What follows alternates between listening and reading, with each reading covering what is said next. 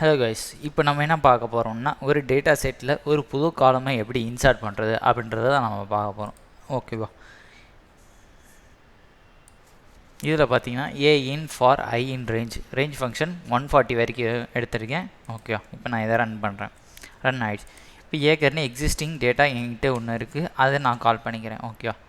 இதில் பார்த்தீங்கன்னா 139 rose datas இருக்குது. Okay,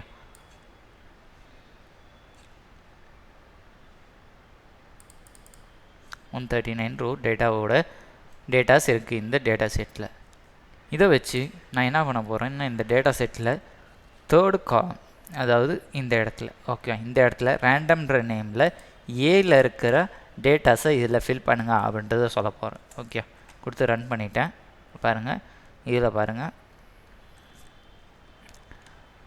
population, fertility, HIV, CO2, IBM மேல், GDP இப்படி தானே இருக்குது. இப்போது நம்ம அதில் புதுசாக ஒரு இன்சர்ட் பண்ணியிருக்கோம். அதனால் இப்போ அந்த டேட்டாவை நான் கால் பண்ணி பார்க்குறேன்.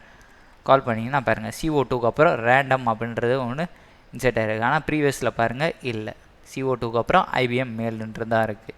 ஓகே, ஆனால் இப்போ ரேண்டம்ன்றதில் எனக்கு ஃபார் லூப் யூஸ் பண்ணி ரேஞ்ச் ஃபங்க்ஷனில் கொடுத்ததுனால எல்லாம் ஆர்டராக வந்திருக்கு. 1 2 3 4 5 6 7 8 9 10 அப் டு 139 வரைக்கும் வந்திருக்கு.